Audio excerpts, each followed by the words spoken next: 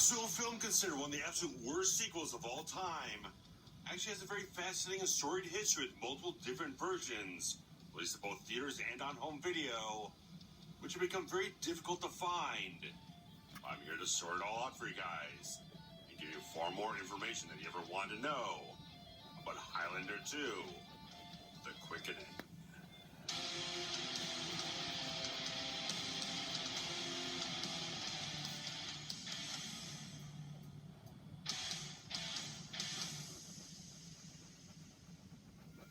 So the original Highlander, released in 1986, was not actually a big box office success in the United States, partly due to the very poor marketing by distributor 20th Century Fox, and the much more truncated down version of the film left a lot of story and character gaps in the whole film.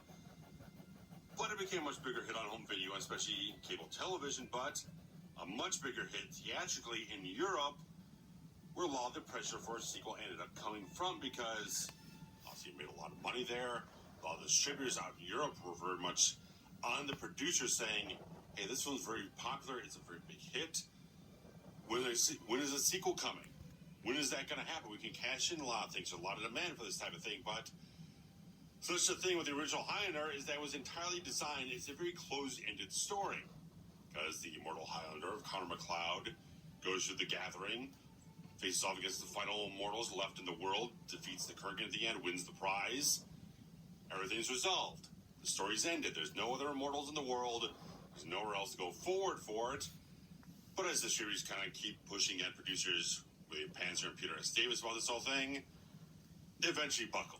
And say, okay, let's try and put together a script for a sequel and get some of the original stars back. So they get Christopher Lambert back.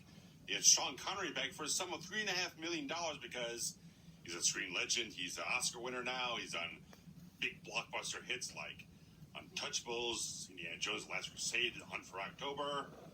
But he liked working with Christopher Lambert in the first film, and Christopher Lambert very much almost made a stipulation to make sure they got Connery back so he could do the sequel and have a lot more things for him to be enticed to do the whole film. And of course, you get director Russell K back from the first film to put a film of a story on screen where I have no idea where anyone come up with this entire idea they come up with for this entire film.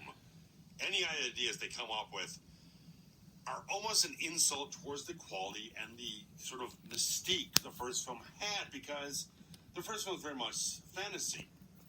All those things with the immortals are kind of like very ambiguous. You don't really know where they come from. There's not a big need to actually know where they came from.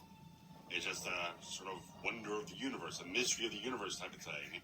You didn't really need to explain, just went along on this really rich, romanticized, fantastic journey and all this type of stuff, fueled by amazing music by Queen and Michael Kamen.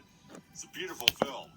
They're a wonderful thing, and to create a sequel to move forward with the story instead of like maybe doing a prequel of some kind that kind of runs on its own kind of problems here and there and such like that, but just to find a way to move forward with the story and have more immortals come to the whole thing, and wanted to do a whole thing where they explain where the immortals came from and turn a much more fantasy-based sort of thing into a much more science fiction-based thing, where immortals are now from another planet who get banished over to Earth through different points in time in history to battle for the prize and all this different stuff, where Michael Ironside is playing this scene-chewing buffoon of a villain who's at war with all these rebels on this alien planet and stuff like that. It's a fucking mess. The entire idea is such a mess, as is all the different cuts of this whole film that we're here to talk about today, because main thing that comes about towards why there's such a disaster of cuts for this whole thing is that they had a certain amount of money, $2 million or so, what